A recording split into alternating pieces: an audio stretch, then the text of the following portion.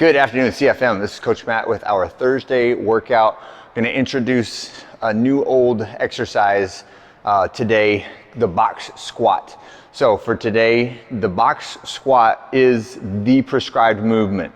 And I know a lot of people think of it as, oh, it's a remedial tool, or it's something, it's like a punishment for people who can't get to the bottom correctly, or it's kind of like the penalty box when your knees are hurt, your back is hurt, and it is those things, and it's also none of those things, right? It's a fantastic tool that's been used for decades and decades by powerlifters to build strength from that bottom position because it takes away the stretch reflex, gives you consistency in your depth, helps you work on that starting strength from the bottom.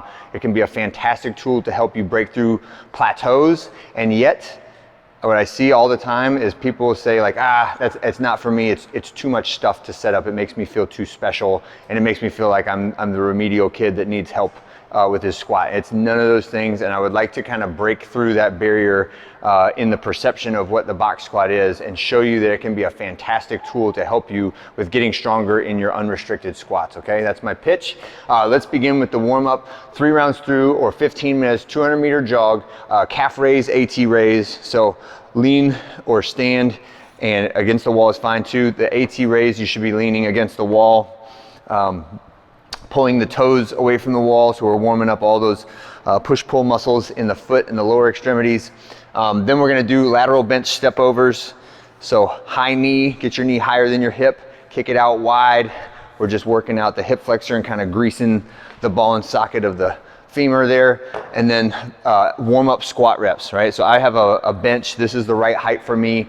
Feel free to use any of the other boxes or combination of bench and plate or box and plate, whatever gets you to the right height, right? And the right height for today is going to be the top of my thighs are about parallel to the ground, okay?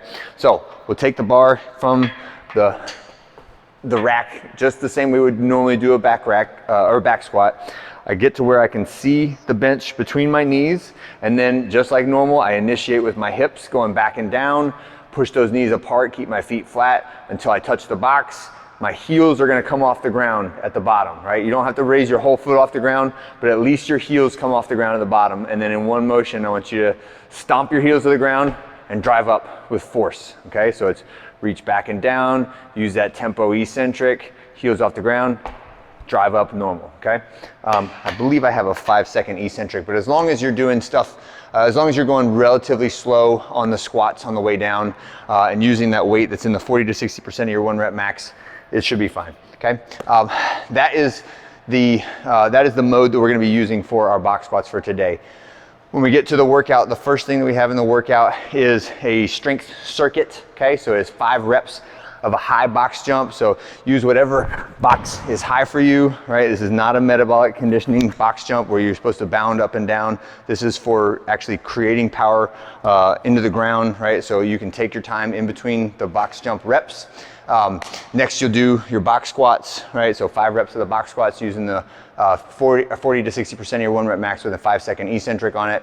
And then we'll do an L sit or an L hang. And you can do this on a variety of things. I happen to have the box right here, so I can do it on this box, get my knees up, reach my feet out, right? Squeeze for 30 seconds. If I can do it a portion of the time with my legs straight and then I have to drop to bent knees, that is totally fine. And the last one is a single leg deadlift airplane. So the airplane is practicing the internal external rotation of your hips while you are in the single leg deadlift position. So demo a couple different methods here, but no weight is required for this one. It is an isometric exercise in that we want to be in a good single leg deadlift position at the bottom with my hips flat. So the top of my back should be flat to the ground and not rotated out. I can barely keep my balance when I try to make it like that, like rotated out. But what we're gonna do is intentionally rotate down and then intentionally rotate out and intentionally rotate back down and intentionally rotate back out like that. So my leg that's on the ground is staying in the same spot the whole time, and my hips are rotating around that hip joint. A great way to assist this is with your bar in the rack, so I can kind of hold on to something and then rotate out and rotate it back down, and just recognize that that takes away the balance stimulus of this, but it can make it more controllable and can make you feel the internal external rotation of the hip a little bit better when you do it. So I would say try both. If you keep falling down on the non-assisted one, then feel free to use a little bit of assistance and get that motion down, okay? And that's our circuit. We'll go through that 4 times total, not for time, that's for quality, right? The last part is for time, or it's metabolic conditioning, right? So that's our kettlebell swing and double unders, right? I'm sorry, not kettlebell swing, kettlebell snatch and double unders. So we're gonna do 8 reps of a kettlebell snatch with a moderate weight. So that's from the hips to the overhead position. And we're doing 4 on the right, quick switch, 4 on the left, and then 20 double unders or 40 singles. Your choice of 40 double unders or 20 double unders or 40 singles.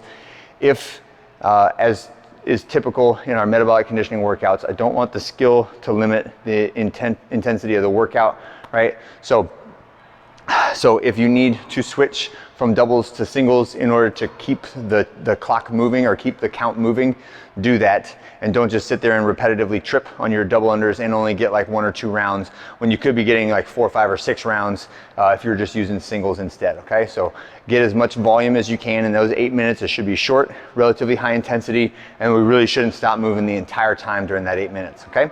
And that is it for this Thursday. Hope you have a great one, and I'll see you guys on Friday.